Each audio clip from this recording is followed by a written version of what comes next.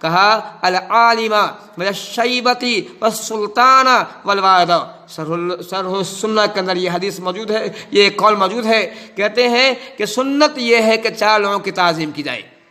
اس میں کہا، پہلا کہا عالم کی، وہ عالم جو قرآن کی اور حدیث کی توضیح کرتا ہے، لوگوں کے سامنے قرآن حدیث کے مسائل کو کھول کے بیان کرتا ہے، بتاتا ہے کہ ہمیں کیسے زندگی گزارنا ہے، ہمارا شب و روز کیسے ہونا چاہیے، جو ہمارے بچوں کی تربیت کرتا ہے، علماء کرام کی تعظیم کی جائے۔ پھر کہا جو بوڑھا آدمی، ضعیف آدمی جس کے بال پک گئے ہوں، ان کی تعظیم کی جائے۔ پھر فرمایا گیا وہ سلطان، اور بادشاہ کی تعظیم کی جائے۔ بادشاہ جو ایک بہت بڑا یہ پد ہوا کرتا ہے، جو دیش کو چلاتا ہے، اس کی بھی جو ہے تعظیم کی جائے۔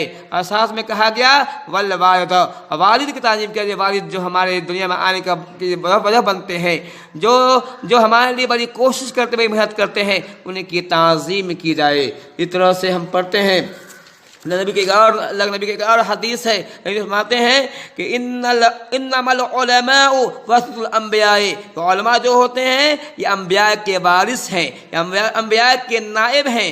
انبیاء کوئی دینار نہیں چھوڑتے، درہم نہیں چھوڑتے ہیں، بلکہ وہ علم چھوڑتے ہیں۔ تو علماء کرام بھی جو ہے آپ کو علم کی روشنی سے آپ کے قلوب کو منور کرتے ہیں، آپ کے معاشرے کے اندر، سماج کے اندر علم کی روشنی کو عام کرتے ہیں۔ جو علماء کرام کی بھی جو ہے، علماء کرام بھی یا نبی کے وارث، ان کی عزت تعظیم کرنی چاہیے۔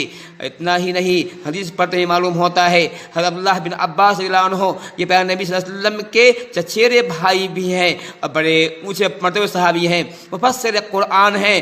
وہ ایک مرتبہ زید بن ثابت کو جو ہے کسی جگہ بھیجتے ہیں، کسی جنگ میں بھیجتے ہیں، تو انہوں نے کہا کہ زید بن ثابت کی سواری کا رکاب ہاتھ تھامے ہوئے ہیں اور صاحب چل رہے ہیں۔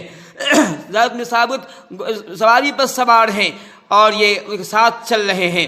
کہا زید بن ثابت نے کہا آپ بھی سوار ہو جائیے، ہمیں اچھا نہیں لگتا ہے کہ آپ نبی کے چچیرے بھائی، آپ پہ مفسر قرآن، آپ پیدل چلے اور ہم جو ہے گھوڑے پر سوار ہوں، سواری پر سوار ہوں، اچھا نہیں لگتا ہے۔ تو اس وقت حضرت عبداللہ بن عباس نے جو جملہ کہا تھا، یہ جملہ اس قابل ہے کہ اس کو آبیہ سے لکھا جائے۔ انہوں نے کہا تھا ہاکذا امرنا ان نفعل بالعلماء، کہا ہمیں حکم دیا گیا ہے کہ علماء کے ساتھ ایسے برتاؤ کریں۔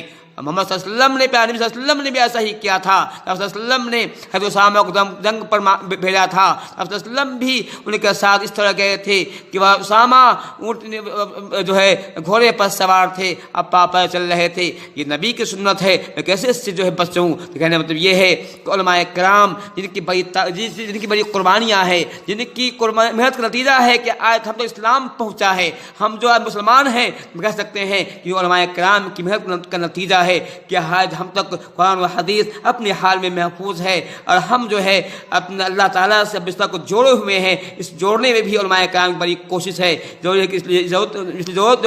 اس بات کی ہے کہ علماء کرام کی تعظیم کی جائے، علماء کے سامنے جو ہے بیٹھا جائے، ادب سے بیٹھا جائے۔ دیکھیے امام احمد بن حنبل رحمۃ اللہ علیہ کون نہیں جانتا ہے، اونچے پائے کے جو ہے اونچے پائے کے محدث ہیں۔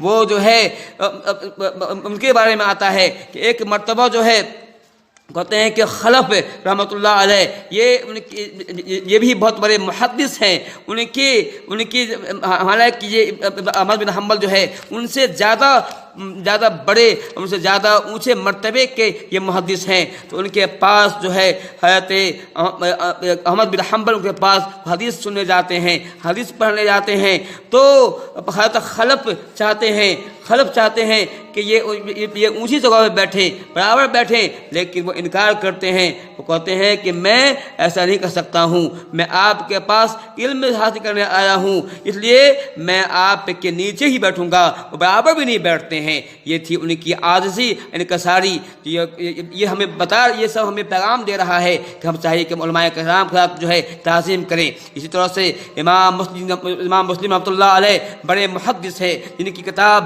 صحیح مسلم ہر جگہ پڑھی جاتی ہے. وہ ایک مرتبہ اپنے استاد امام بخاری کے پاس آتے ہیں، کہتے ہیں کہ دعنی، مجھے چھوڑ دو، مجھے چھوڑ دو کہ میں جو ہے اپنے استاد کا پاؤں کو چوموں. حالانکہ امام مسلم کا بہت اونچا مرتبہ ہے. یہ کہتے ہیں مجھے چھوڑو کہ میں جو ہے چاہتا ہوں کہ اپنے استاد کا پاؤں چوموں.